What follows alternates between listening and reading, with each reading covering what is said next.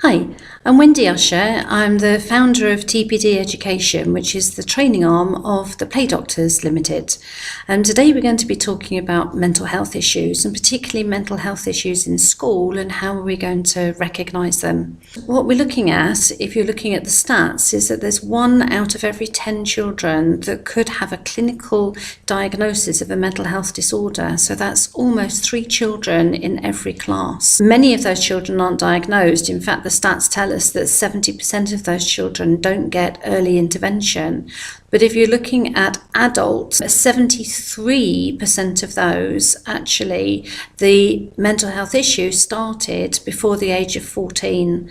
So you can see how important it is for us to be able to recognise these. There are certain children that are going to be at more risk than others. You've got things that are out of our control, like family breakdowns or social economic difficulties, or it could be that you've got a child or a young person in your school being bullied.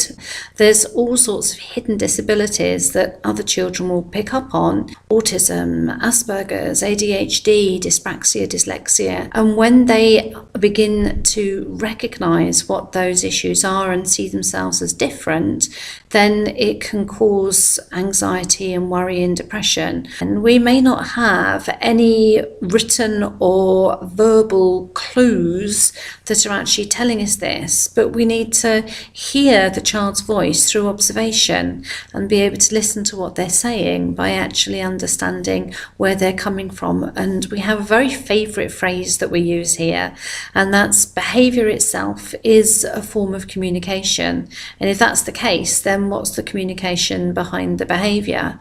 And if it is around worry and anxiety, then there are things that we can do. And there's also tools that we can use that are going to be able to help the child to understand if it's a real worry or if it's a anxiety that is a fear that's not real, that's something that's just out there.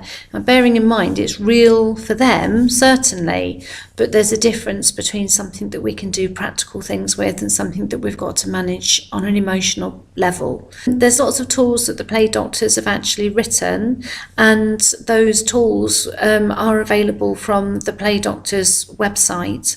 Okay, so we've spoken about children and young people that are potentially worried, but what kind of signs might we be looking for?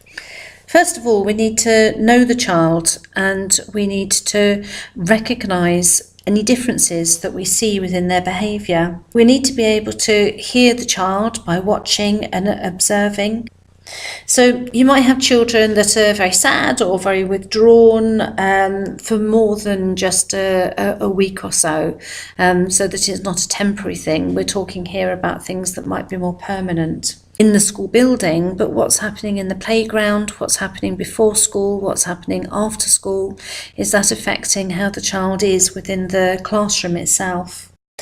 Panic attacks might happen in a child who's actually feeling very apprehensive and has a racing heart or fast breathing and a feeling of being out of control. Anger might be a clue that you're looking at, where a child is involved in fights or wanting to pick something up to use as a weapon. Mood swings, intense mood swings, which can affect friendships and also relationships with adults as well.